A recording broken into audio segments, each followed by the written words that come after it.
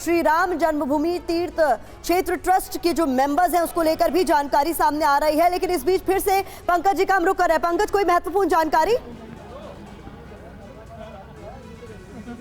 देखिए, अभी हम लोग इंतज़ार कर रहे हैं। अंदर से ये बताया गया है बैठक से कि कोई भी ट्रस्ट के एक मेंबर बाहर निकलेंगे, हो सकता है चंपत राय ही निकले, और उसके बारे में बताया जाएगा कि जिस बात का इंतज़ार किया जा रहा है कि वो मूर्ति जिसकी 22 जनवरी को प्रधानमंत्री प्राण प्रतिष्ठा करेंगे वो कौन सी मूर्ति होगी, ब्लैक स्टोन से बनी हुई होगी या वाइट स्टोन से। अगर ब्लैक स्टोन से होती है तो दो विकल्प हैं, उन दोनों में से किसका चयन किया गया है।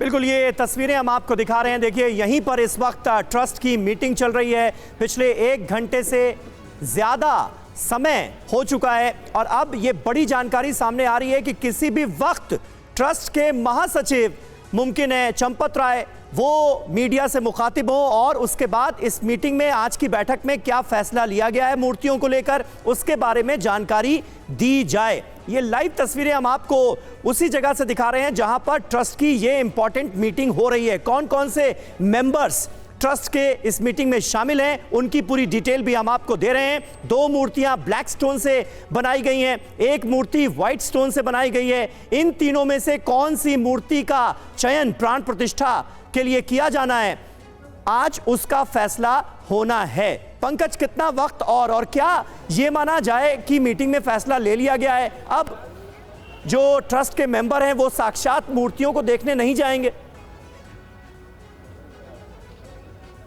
देखिए, अभी कुछ कह पाना मुश्किल है, हो भी सकता है कि वो बाहर बड़ी खबर आ रही है, मूर्ति पर ट्रस्ट की ओर से दी जाएगी जानकारी।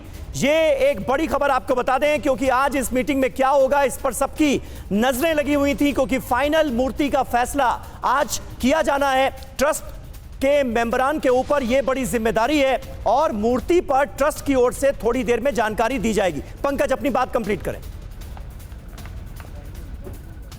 देखिए, मैं समीर इसीलिए मैं बार बार एक बात कह रहा हूँ। देखिए, लोगों के मन में जिस भगवान राम की और राम मंदिर की छवि है, आखिर वो राम भगवान की कौन सी मूर्ति होगी जो लाखों करोड़ों राम भक्तों के घरों में होगी, उस मूर्ति का चयन किया जाना है। 1992 से जिस रामलला की पूजा की जा रही अभी एक टेम्परेरी मंदिर में, उन मूर्ति की तो वहाँ रहेंगे, लेकिन आज जिसके बारे में ट्रस्ट के मेंबर बैठे हुए हैं, पिछले करीब 1.25 घंटे से इस बात पर मंथन कर रहे हैं, वो बहुत ही ऐतिहासिक पल है कि थोड़ी देर में हमें इंतज़ार करना चाहिए कि ट्रस्ट के मेंबरों की तरफ से संभवतः चंपत राय बाहर आएंगे और बताएंगे कि जो 3 मूर्तियां हैं जिसका हम जिक्र कर रहे हैं उसमें से किस मूर्ति का चयन किया जा रहा है। वही करोड़ों जो सनातन धर्म के मानने वाले के लोग हैं उनके घरों में वही भगवान रामलला की मूर्ति स्थापित होगी। इसलिए बहुत महत्वपूर्ण है वो फैसला जिसका हम इंतजार कर रहे हैं। तो हम बता रहे हैं आपको लगातार कि 3 मूर्तिकार वो कौन कौन से हैं जिन्होंने 3 प्रतिमाएं तैयार की हैं। अरुण योगीराज, जीएल भट्ट और साथ ही साथ सत्यनारायण पांडे। इन्हीं तीनों मूर्तिकारों की तरफ से प्रेजेंटेशन बाकायदा ट्रस्ट के मेंबर्स को दी जा रही है ताकि चयन हो सके कि वो कौन सी भगवान राम की प्रतिमा होगी जिसे गर्भगृह में स्थापित किया जाएगा। और जहां पर इस वक्त बैठक चल रही है कार सेवकपुरम, वहां से पंकज झा सीधी तस्वीर हम तक पहुंचा रहे हैं। रुक रुक कर बीच बीच में हम देख रहे हैं कि हलचल नजर आ रही है। मतलब माना जाए कि अगले 1 घंटे के अंदर अंदर भीतर ये तय हो जाएगा, मूर्ति का चयन हो जाएगा। पंकज, मतलब इसकी कितनी उम्मीद जताई जा रही है? देखिए प्रतिमा, जिस तरीके से हलचल हो रही है अचानक से ऐसा लगता है कि शायद बैठक खत्म होने वाली है, क्योंकि मैं देख रहा हूं कि जो यहाँ ट्रस्ट के मेंबर आए थे वो वासुदेवानंद सरस्वती, कामेश्वर चौपाल या अयोध्या के राजा विमलेंदु मोहन मिश्र जिनका हम बार बार जिक्र कर रहे हैं, उन मेंबर का उन सब की गाड़ियाँ कतार से बाहर जाने के लिए लगाई जा रही। तो मुझे लगता है कि थोड़ी देर में बैठक खत्म होने वाली है और बस किसी भी पल जिसका इंतज़ार है कि बताया जाए कि आखिर रामलला की वो कौन सी मूर्ति होगी जिसको राम मंदिर में स्थापित किया जाएगा। पंकज, क्या जानकारी अंदर से फिलहाल मिली, क्योंकि आपने बताया कि मूर्तिकार जो हैं वो प्रेजेंटेशन दे रहे हैं, तो मूर्ति भी मौजूद थी रामलला की इस मीटिंग में या फिर मूर्तियां वहीं पर हैं जहां पर उन्हें रखा गया था अब तक, और ट्रस्ट के मेंबर्स जा सकते हैं और मूर्तियों के साक्षात दर्शन के बाद फैसला हो सकता है?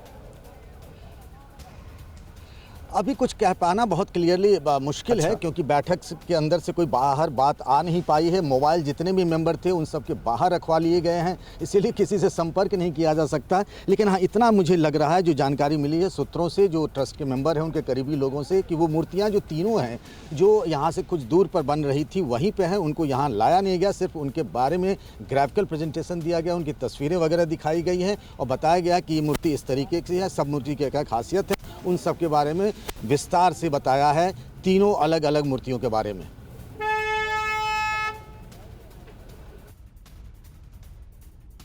जी बिल्कुल पंकज, बने रहे आप हमारे साथ। तो देखिए, मूर्ति पर ट्रस्ट जो है थोड़ी देर में जानकारी मीडिया के साथ साझा करेगा। जैसे ही ट्रस्ट के कोई मेंबर वहां पर आते हैं जानकारी देने के लिए, हम एक बार फिर कारसेवकपुरम का रुख करेंगे। अयोध्या का रामलला की मूर्ति की विशेषता क्या है वो आपको हम बता देते हैं। देखिए, शानदार ग्राफिक्स हमारी टीम ने बनाए हैं। 12 इंच के कमल दल पर स्थापित किया जाएगा रामलला को, यह तय किया गया है। 5 साल के बालक की कोमलता इस मूर्ति में नजर आएगी, इसके इंतजाम किए गए। और भी कई पॉइंट्स को रखा गया है इस दौरान। श्री राम की छवि और सुंदरता दिखे, इस बात को भी सुनिश्चित किया जाएगा। साथ ही साथ खड़ी मुद्रा में होगी प्रभु श्री राम की मूर्ति, यह भी सुनिश्चित किया गया है इसे तैयार करने के दौरान। जी हां, भगवान की मूर्ति दीर्घकालिक हो, इसके भी इंतजाम किए गए।